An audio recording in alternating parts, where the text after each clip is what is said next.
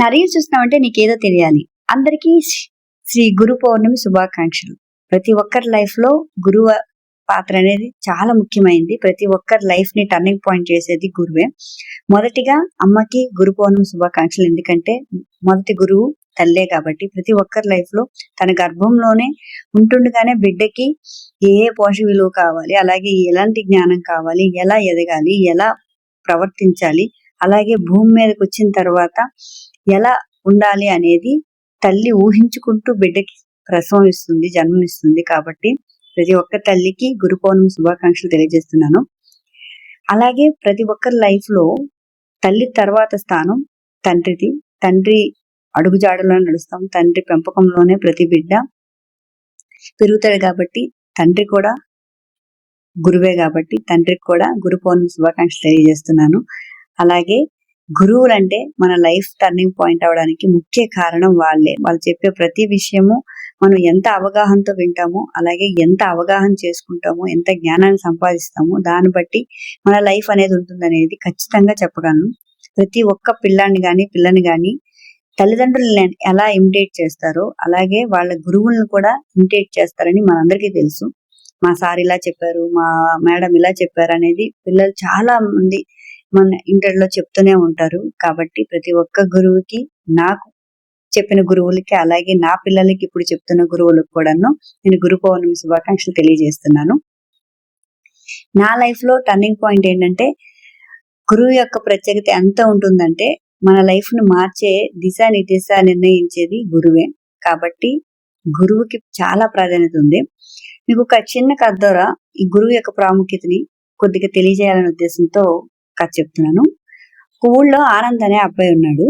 ఆ అబ్బాయి చాలా తెలివైనవాడు, ఏదన్నా ఇట్టే పట్టేసే వ్యక్తిత్వం గలవాడు. కానీ అతనికి ఒక అహంకారం ఉండేది. నాకు అన్ని తెలుసు, నేను అన్ని అంత జ్ఞానాన్ని నాలో నింపుకునే శక్తి ఉంది అనేది ఆ పిల్లాడికి అర్థమైంది. అయితే అన్ని తెలుసు అన్న జ్ఞానం వేరు, నాకే అంతా తెలుసు అనే అజ్ఞానం వేరు. దీన్ని ఎలా అయినా పోగొట్టాలని గురువు గారు, ఆనంద్ నువ్వు వెళ్ళి ఒక చిన్న బౌల్ తీసుకొని రా అని చెప్పారు. తీసుకొచ్చారు. దాంట్లో వాటర్ని పోసాడు. వాటర్ పోసిన తర్వాత కొంతవరకు నిండింది. ఇంకా పోస్తూనే ఉన్నాడు. గురువు గారు ఎప్పుడు చెప్తారో ఆపేద్దామని అనుకుంటూ పోస్తూనే ఉన్నాడు అనమాట. పోస్తున్నప్పుడు బౌల్ నిండిపోతుంది, వాటర్ కింద పడిపోతూ ఉన్నాయి. గురువు గారిని అడిగారు, గురువు గారు ఆపమని చెప్పండి, నీళ్ళు నిండిపోయింది, మొత్తం కింద వేస్ట్ అయిపోతుంది వాటర్ అంతా, బౌల్ ఆల్రెడీ నిండిపోయింది అని అన్నారు. ఇప్పుడు గురువు గారు చిన్న చిరునవ్వు, రే ఆనంద్, నువ్వు బౌల్లో ఉన్న అజ్ఞానం వాటర్ తో నింపుతున్నప్పటికీ మొత్తం వాటర్ కింద పడిపోతా ఉంది. నీకెంత చాలో జ్ఞానం అనేది నీకు తెలియట్లేదు. కాబట్టి మొత్తం వేస్ట్ అయిపోతుంది.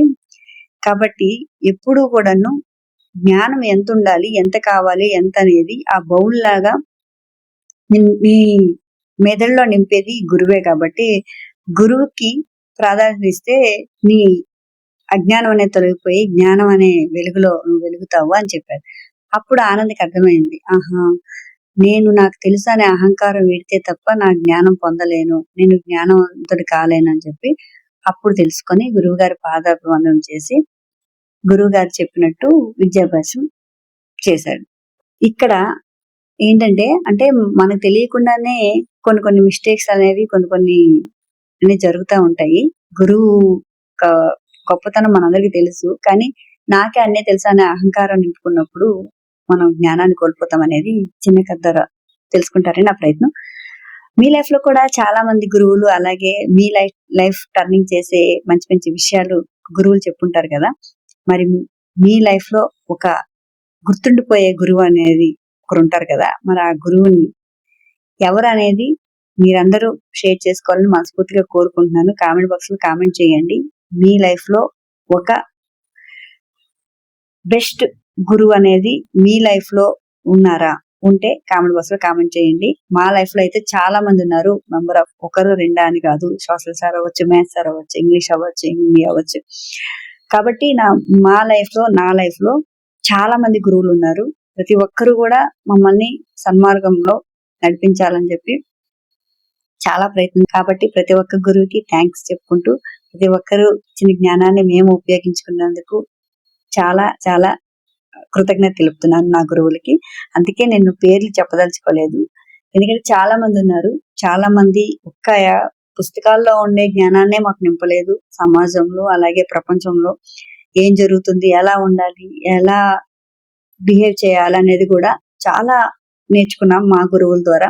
కాబట్టి ప్రతి ఒక్క గురువుకి మేము రుణపడి ఉంటున్నాను. ప్రతి ఒక్క గురువు కూడాను ఒక చదువే ఉద్దేశించి మాకు చెప్పలేదు.